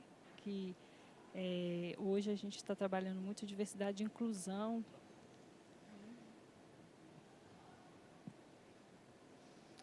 E a questão da diversidade e inclusão, né, você ter pessoas diversas, você ter equipes multidisciplinares, né, isso ajuda muito no processo, né. Realmente as empresas estão passando por uma dificuldade muito grande com relação à mão de obra, principalmente voltada para a área de qualidade. E se a gente for pensar que a mina está... que algumas unidades, né, se a gente for pegar ArcelorMittal, mineração, bioflorestas, que a gente tem unidades em lugares longe, né, que não tem, a comunidade é pouco desenvolvida, as pessoas não têm muito recurso, não têm muito acesso à escola em si, né. Então, hoje a Arcelor está trabalhando a comunidade local, né, a gente está levando os cursos para dentro da comunidade, né, fazendo a formação das pessoas dentro da comunidade, isso dentro da escola base mesmo, para mostrar o que é a mineração. Nós estamos fazendo visitas das escolas na mina, né, para que as pessoas conheçam e vejam ali quais as oportunidades que elas têm, o que pode ser desenvolvido ali dentro, né. Capacitação de professores, né, os professores que estão ali na região, que atendem as nossas comunidades locais, então estão sendo capacitados para ter uma iniciativa de desenvolvimento mais atrativa para os alunos, né, levar um pouquinho de química, do que é um laboratório. Então a gente fez tivemos vários momentos com os professores para ensinar a eles, né, o que você pode fazer dentro de sala de aula para deixar a escola mais rica aqui, para depois os alunos poderem estar se interessando pelo nosso negócio, né, sem a gente ter que tirar a gente de muito longe e trazer para dentro da empresa. E aí a gente fomenta também o desenvolvimento local da cidade, né. Então, assim, né, tem muita coisa acontecendo e para as pessoas que estão dentro da mina já, né, por que não desenvolver essas pessoas para elas assumirem posições diferentes, para elas estarem aptas a trabalhar, né, a evoluir e a crescer profissionalmente já que estão dentro da empresa, né. Para nós é um ganho muito grande porque elas já estão adaptadas com a nossa cultura, já sabem as nossas políticas de segurança, né. É um custo a menos, e aí entra a universidade, né, entra os projetos internos. A gente tem também um hub de tecnologia, que é o Assolab, né, a gente tem vários projetos em todas as unidades que são desenvolvidos internamente e junto com alguma startup lá do hub de inovação. E esses projetos eles concorrem a prêmios, são premiados, né, tem a premiação local, depois tem a premiação nacional, depois tem a premiação com todas as unidades no mundo inteiro, né, e isso incentiva muito, né, os funcionários a estarem participando. E dentro dessa perspectiva, né, eu vou falar um pouquinho da mina, a gente tem vários cases de sucesso lá, voltados para a inovação, né, que foram construídos pelos próprios colaboradores, né, principalmente quando se fala de elétrica e TI, né, que são áreas que têm né, a parte elétrica tem um risco muito grande associado. Então o pessoal desenvolveu muita coisa bacana, né, e ali eles vão, né, para um evento, receber o prêmio. Isso é muito gratificante, né, isso faz as pessoas quererem ficar ali, quererem crescer e se desenvolver dentro da empresa, né. E são às vezes pessoas que estão dentro da comunidade. Então, elas também vão disseminar dentro da comunidade o que é a ArcelorMittal, como que a gente trabalha, né? E se a gente for pegar, né, o nosso compromisso, né, de a gente ter a aço sustentável, né, que é o nosso propósito são aços inteligentes para as pessoas e o planeta, né? Então isso aí já traz a inovação dentro do processo, né? Atender o cliente dentro da necessidade dele, criar produtos para atender o que a indústria automobilística, a indústria de eletrodomésticos, né? A indústria que usa o nosso aço, né? Vamos falar, né? A Arcelor não tem como eu falar só de mineração, gente, porque é muito grande, né? Então a gente é o início de uma cadeia e a gente, né, a empresa toda é envolvida nesse processo aí, que ele é muito maior do que só a mineração, né? Então a gente trabalha isso como um todo também na Arcelor. Inclusive quem está na mineração, né, tem a possibilidade de conhecer a siderurgia e estar presente e até às vezes mudar de área se quiser. A empresa é totalmente aberta para isso. E a gente não pode deixar de falar também, né, que eu já citei um pouquinho a questão da diversidade. Hoje, para a gente atender, a gente tentar trazer esses colaboradores para dentro das indústrias, né, a gente precisa ter uma empresa aberta, né, acolher as pessoas como elas são, dar liberdade para se trabalhar, para as pessoas serem quem elas querem ser, né, e está tudo bem, né, desde que ela seja um bom profissional ali, desempenhe o seu papel, né, isso não vai impactar em nada, né? Então, assim, é uma mudança e eu sou muito feliz novamente porque eu faço parte do grupo de diversidade e inclusão da empresa e sou líder do grupo de pessoas com deficiência, né? Eu sou uma pessoa PCD, eu tenho uma deficiência física.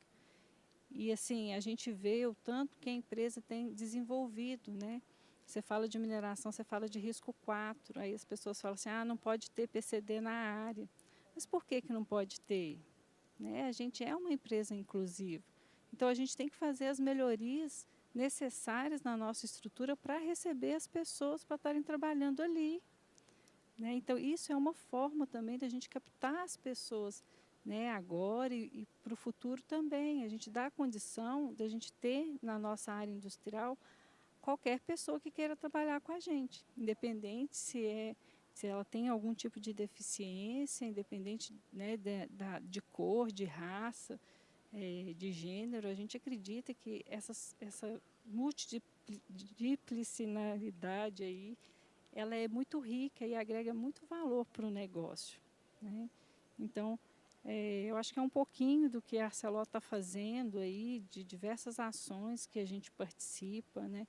É um trabalho que ele é contínuo, ele não pode parar, né? Vai muito além da escola, né, professor? A escola, assim, a gente busca os melhores profissionais dentro de uma formação, né? Tem ali no seu currículo descrito, né? Mas aí tem o outro lado que a gente tem que avaliar também, né? Como que é, né, esse profissional com ele mesmo, né? Qual o seu relacionamento, né?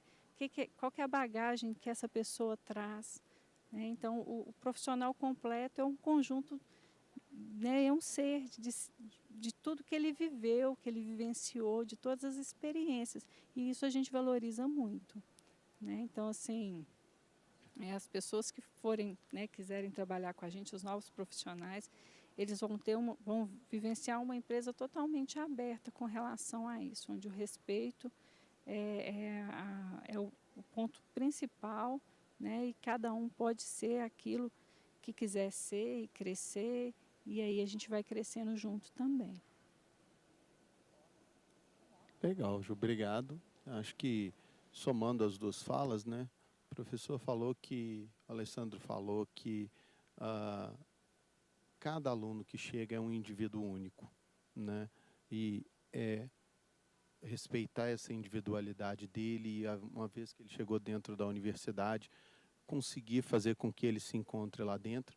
Eu acho que o que a Juliana trouxe é o respeito a essa individualidade para tirar o máximo potencial dessa individualidade também, seja ele de uma comunidade mais distante, seja ele de uma pessoa que tem uma deficiência física, enfim, qualquer uma das outras questões, né? 2 vezes a gente fala aqui da mesma coisa e o quão próximo é universidade e escola, universidade e empresa, e como que elas podem juntas somar muito mais nesse processo todo. Acho que as duas falas são extremamente sinérgicas, né? E é isso que eu acho que a gente tem que levar daqui, os potenciais de inclusão das duas coisas, de unção das duas coisas, né? Para que a gente consiga dar os próximos passos. E aí, Patrícia, vivemos, né? Como o professor Alessandro disse, desde 1980 e poucos, 90, já falávamos de automação, mecanização, agora falamos de ciências de dados, falamos de inteligência artificial. Como que o ITV tem se preparado e tem preparado esses profissionais, esses inúmeros profissionais que passaram lá para assumir esses novos desafios, dessas novas tecnologias que passam todos os dias pela mineração para serem aplicadas e otimizar os nossos processos. Obrigada, Eduardo. Vou começar falando um pouquinho aqui, dar um passo atrás em termos de educação. Você comentou, professor Alessandro, sobre educação básica. Então, falar um pouquinho da experiência do ITV. A equipe do ITV trabalhou com alguns professores e pedagogos na região do Pará, próximo de uma mina que a gente atua, que é a mina de Serra Leste, para preparar realmente aí, tanto o ensino inicial, né, básico inicial, como até o 9º ano, que não é a linha inicial de atuação do ITV. Mas, pegando um pouco da provocação, né, como que a indústria transforma a sociedade, como que um pouquinho do nosso tempo ele traz resultado. Então, isso foi um trabalho feito no ano passado. O IDEB saiu agora, que é o Índice de Educação Básica do Brasil. As escolas que estiveram nesse projeto foram que tiveram maior nota do IDEB na região do Pará. E é pouco, né, para a gente. Então, acho que é muito um chamado aí, né, está anotado essa provocação, como a gente usa o nosso conhecimento para gerar valor aí para a sociedade. Então, um pouco que você se dedica, a dedicação é o tempo que você dá aí, né, para o ensino básico. Então, acho que começa com o ensino básico. Tem uma linha também de diversidade e inclusão nesse sentido. Então, a gente acompanha os dados de alunos por estado, de alunos aí de gênero, a gente vê diversidade de gênero, raça, cor, PCDs. Então, hoje, todas as teses do ITV, elas têm como premissa aí na geração de valor um indicador de inclusão. Então, a gente já tem vários trabalhos, né? Depois eu convido aí os demais para conhecerem, né? De automação para a inclusão de pessoas com deficiência visual, que trabalhava, e aí a empresa tem que se adaptar a isso. Então, a gente tinha uma equipe, uma supervisora, que colocou uma equipe toda de PCD, com uma deficiência visual, mas ela tinha uma meta de produção que era contradicente com a equipe, né? E como você harmonizar isso numa empresa que tem que gerar lucro e tem que ser inclusiva também, gerar valor para a sociedade. Então, isso foi possível, foi feito vários desenvolvimentos aí de robótica, e hoje já tem os vídeos, né, desses profissionais trabalhando aí também com muita eficiência. PCDs com deficiência auditiva, né? Às vezes você não percebe, né? Eles nunca estavam nas reuniões porque você não tinha um intérprete de Libras. Então, ninguém pensou nisso. Então, é isso, você tem que se preparar como empresa. E a gente está com uma iniciativa agora no ITV, junto com a Universidade de Campinas, já deixo o convite aqui também para a UFMG, para fazer uma plataforma de inclusão de uma usina de mineração, mina, em que você trabalha com cheiro, ruído e calor para curso técnico, né? A gente começou ali em Ouro Preto, porque a gente tinha vários alunos ou com autismo ou com alguma deficiência que não conseguia prosseguir no curso. Eles têm um trabalho muito inspirador lá em Ouro Preto, que eles têm um tratamento especial aí para formar esses alunos com deficiência. A gente está trabalhando em conjunto aí para gerar essas plataformas, né? Fazer essa experiência virtual, trazendo aí um pouco aí, né, de realidade virtual, e colocar e dar essa experiência, essa vivência para esses alunos num ambiente aí de usina. Um dos maiores problemas que a gente tem questão aí de evasão de curso, então desligamento, porque se a pessoa se a gente não tem um alinhamento com toda a linha gerencial, os problemas acontecem. Então, a pessoa, às vezes, ela não vai conseguir cumprir os prazos de um mestrado, então você tem que ter todo um alinhamento de propósito aí para a dedicação desses profissionais para o curso, porque realmente a gente sabe que você precisa aí se dedicar e ver isso como investimento. E pensando no profissional de qualidade, né, saindo um pouquinho aí, eu achei muito interessante uma pesquisa que saiu semana passada da Exame, junto com o LinkedIn, e que trouxe as 5 profissões com maior burnout aí na indústria, né? Tem a parte de professores, médicos, gerente de projeto, e um deles é o profissional de controle de qualidade. Então, eu acho que eu estava vendo às 9 horas um painel do lado também de segurança psicológica, né? Então acho que é isso. Você tem que ter declarado na estratégia da empresa, né? Que você quer a diversidade e inclusão, que você quer a inovação, que o controle de qualidade é importante. A pessoa tem que ter todo o ambiente para ela poder atuar como profissional aí de qualidade, ter uma carreira dentro da empresa para o profissional de qualidade, uma carreira clara, para que você possa se desenvolver também para poder atrair esses profissionais. Em maio, se não me engano, desse ano, a gente também teve um congresso de exploração mineral, o CIMEX-MIN. Teve um professor de Michigan, o Adam Simon, ele trouxe uma estatística aí da indústria de mineração, né? Você está falando aí de falta de engenheiro, e com pessoas, com jovens, né, de 15 a 30 anos, e o pior setor foi o setor de mineração. 70% não quer ir das pessoas, dos jovens, não querem ir para o setor de mineração, e 42% em aversão total. Então, como a gente mudar essa percepção é, de novo, trazendo aqui como país e como setor de mineração.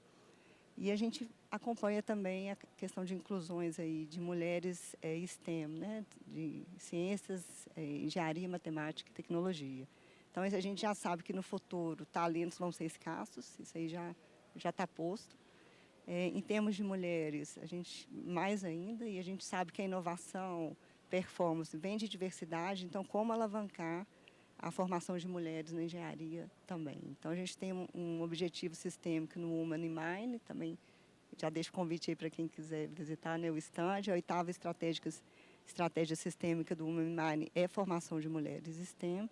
E na ONU também. A ONU tem um objetivo de desenvolvimento sustentável para 2030, que é justamente a formação de mulheres na ciência, que a gente sabe aí que tem um gap por diversos fatores aí estruturais de sociedade. Além disso, o ITV ele procura fazer uma conexão grande entre as monografias, né, os trabalhos de curso, as teses de mestrado com problemas operacionais. Então, a gente não tem pesquisa básica.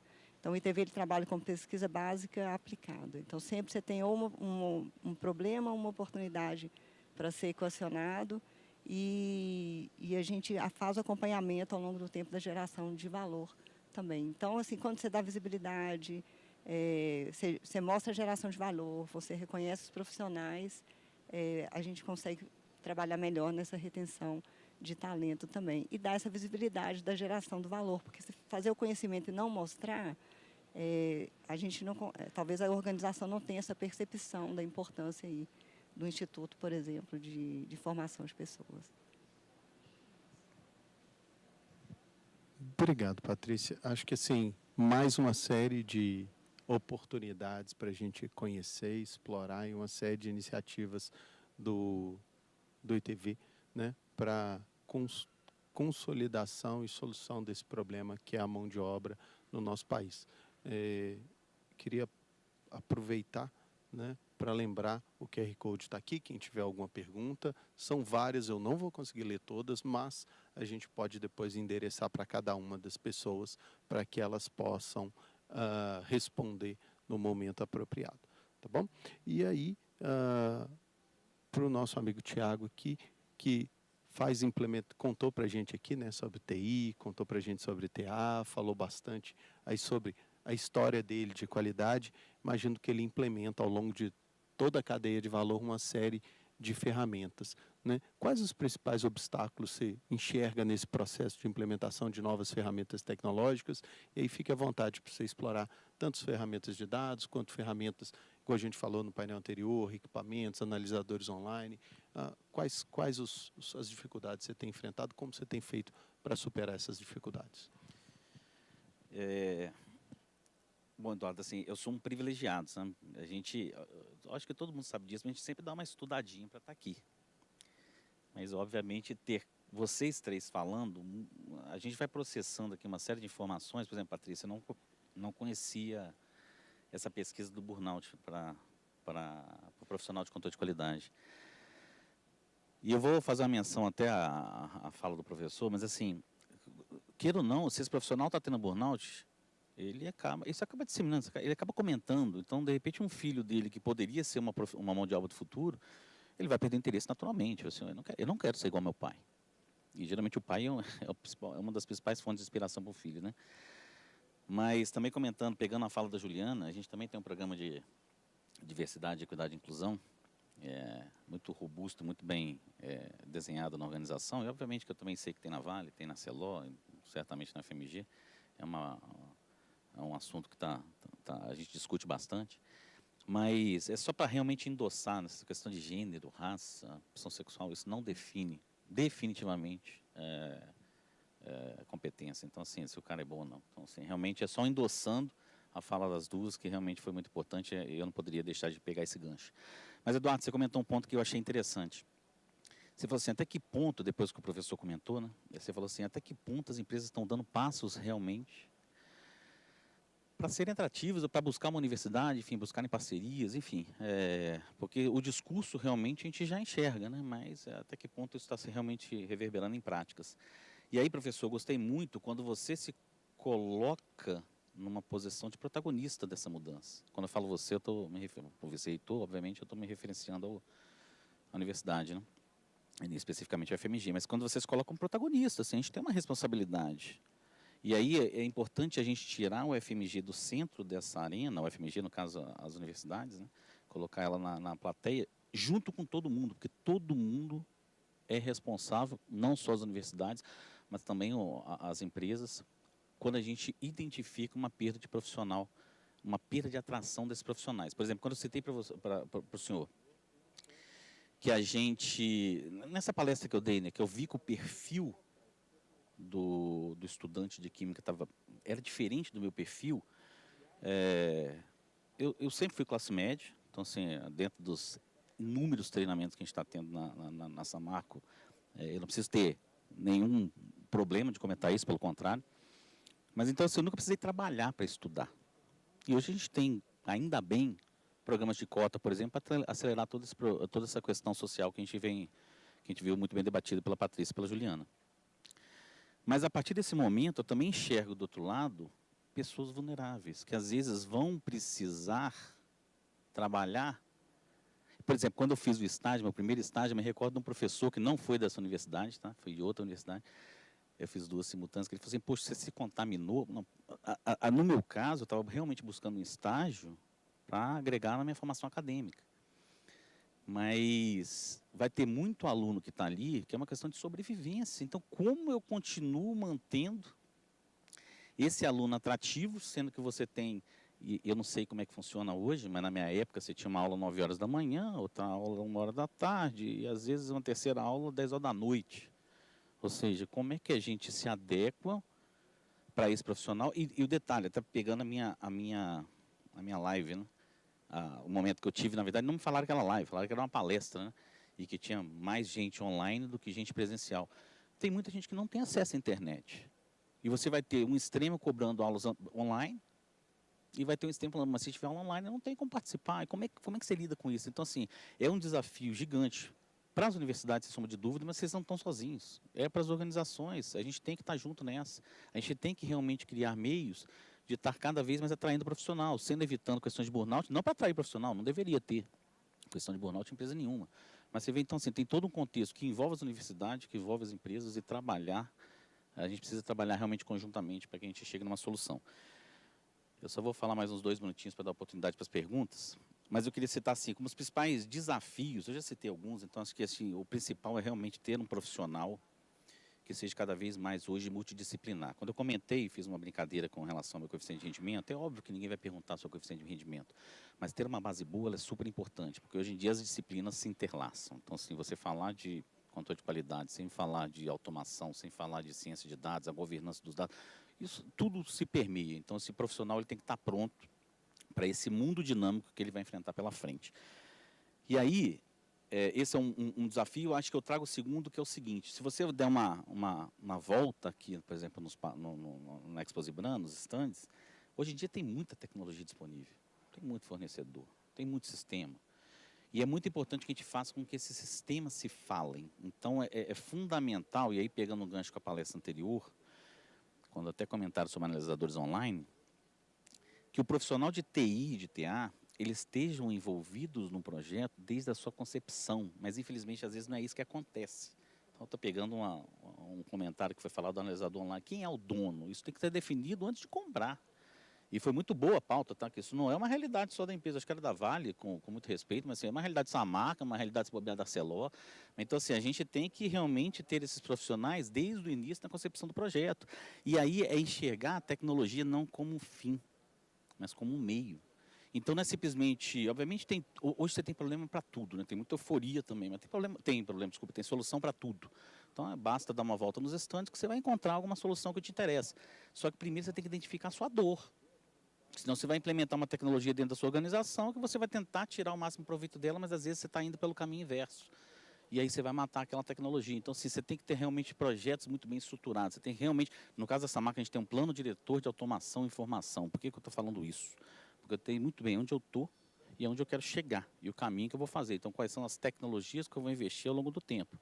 E é justamente fazendo isso que eu vou começando realmente a identificar onde estão minhas dores, quais são as tecnologias que eu vou buscar. E aí, obviamente, por trás disso, tem pessoas. Falar de PDAI, Plano Diretor de Automação e Informação, de novo, as siglas, né, é falar de 3 pilares.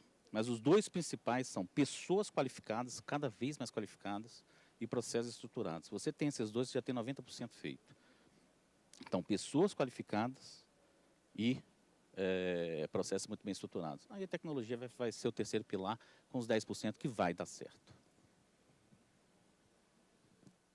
E aqui a gente falou o tempo todo de pessoas qualificadas, né?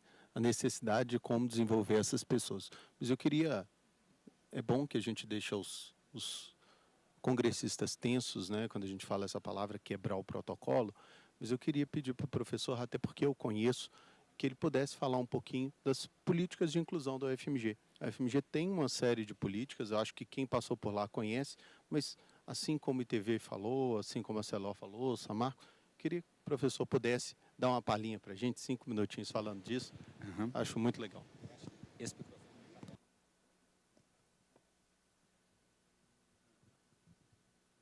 É desafiador, né, Juliana? Sim, a gente tem desde da instituição das leis, né, nós temos um núcleo de acessibilidade e inclusão que cuida dessa parte de não apenas garantir o ingresso dessas pessoas, mas o grande desafio que a universidade enfrenta nesse quesito é a permanência. E aí até extrapola a questão da inclusão da pessoa com deficiência, mas até mesmo do estudante que é vulnerável socioeconomicamente, né? Então, sim, a gente tem uma política bastante robusta de permanência do estudante, né, com recursos do governo federal, com recursos da própria universidade. E o NAI é que cuida, né, dessa parte de pessoa com deficiência.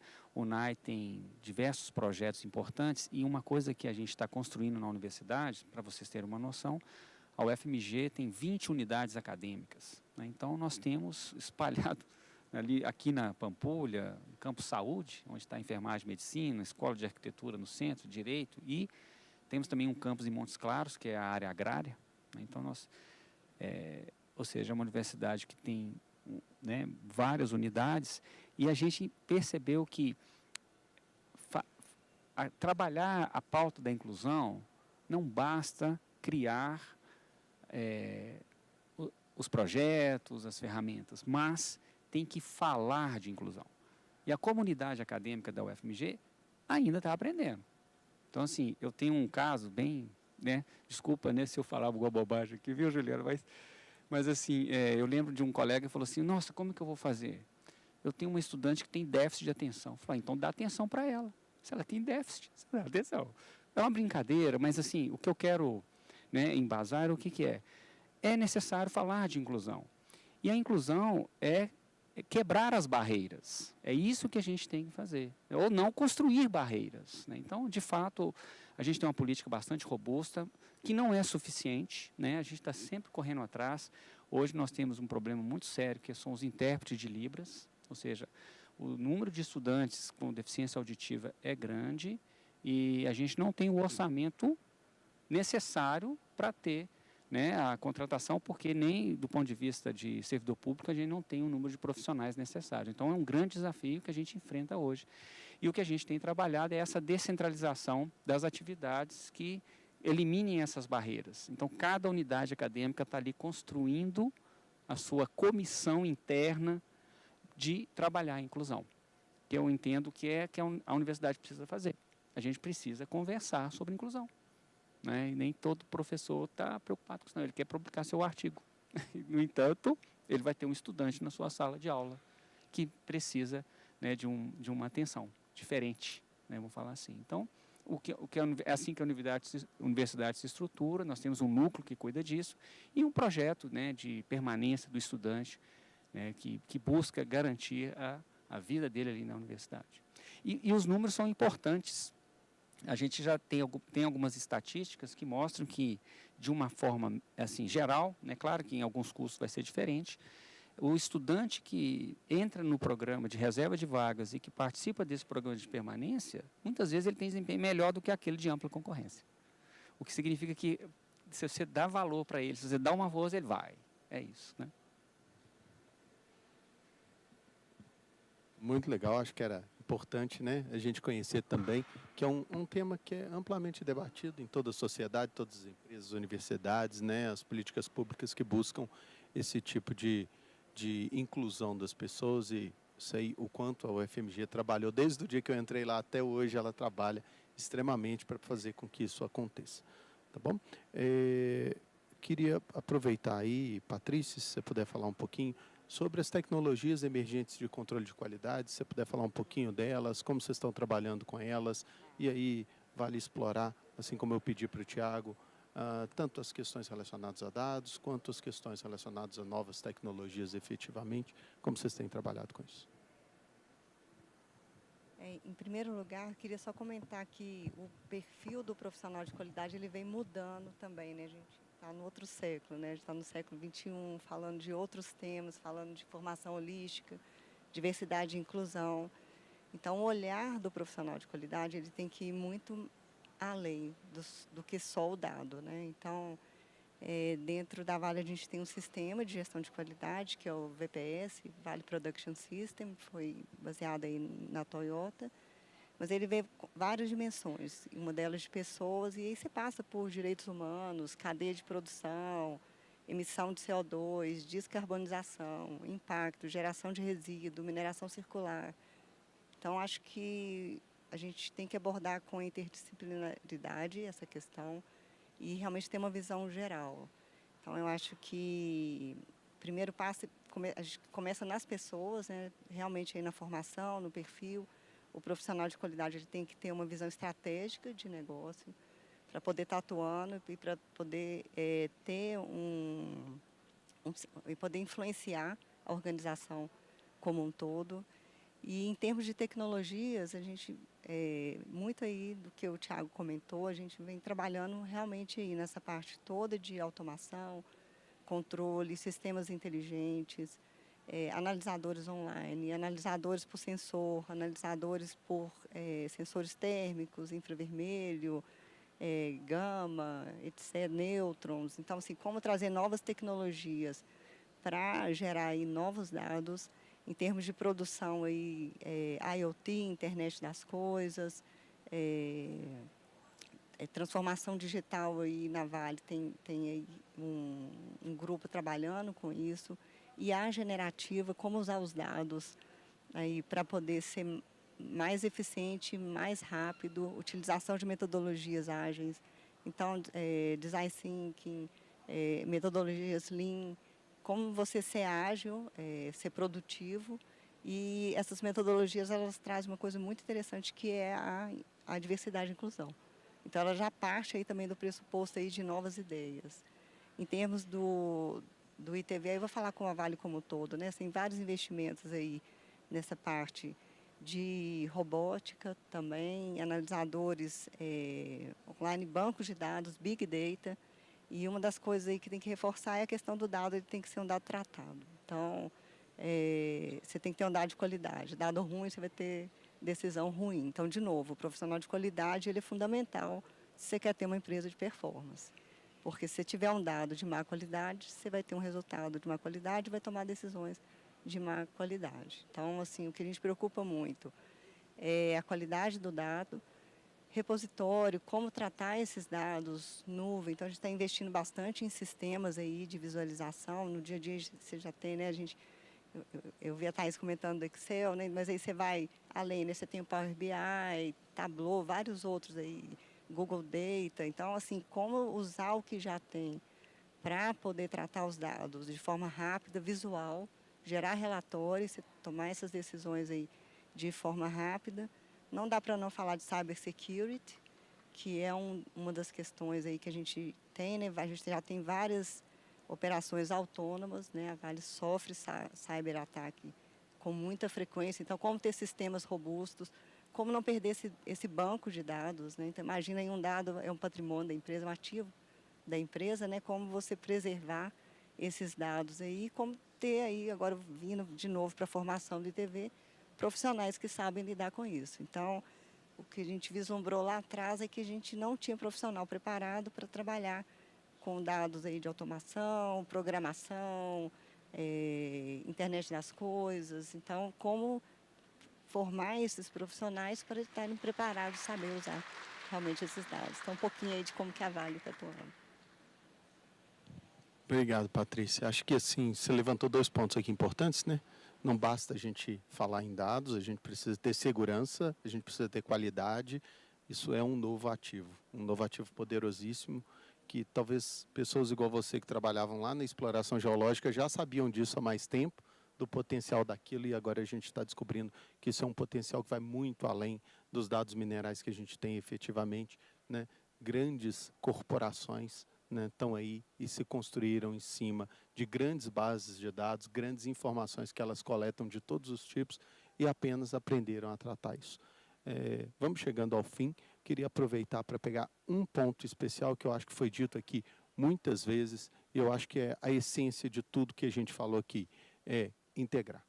Não existe a possibilidade desse problema ser solucionado se não houver integração de todos os entes e todas as partes. Todas as partes estão fazendo iniciativas no sentido de mitigar esse problema, seja na forma de política pública, política corporativa, projetos de ensino, mas no final todos precisam estar juntos para que a gente chegue lá no final com sucesso, né? Acho que fica marcado para mim aqui um número que a Patrícia trouxe, a questão do burnout. Eu acho que a gente tem que interiorizar isso. E será que isso aí não faz parte um pouco dessa falta, dessa ausência de mão de obra que a gente vem notando cada dia, esse desinteresse que as pessoas vêm a cada dia tendo com a carreira da mineração, com a carreira do controle de qualidade. Estamos falando de uma indústria não tão chamativa, com uma função não tão chamativa. E talvez a soma dessas faça parte de grande parte das dificuldades que a gente enfrenta nos nossos dias. Diferente dos outros palcos, eu tenho certeza que vocês vão bater palminhas virtuais, né? E agradeço profundamente vocês 4 que estiveram aqui conosco hoje, falando desse tema que é tão importante, e agradeço muito por todos vocês que se interessaram pelo tema e que nos ajudaram a fazer uma discussão tão rica, e que espero que saia cada um aqui com um insight, ou com 2, ou com 3, ou com muitos insights, para que a gente continue dando passos no sentido do sucesso. Obrigado, pessoal. Boa tarde para todo mundo.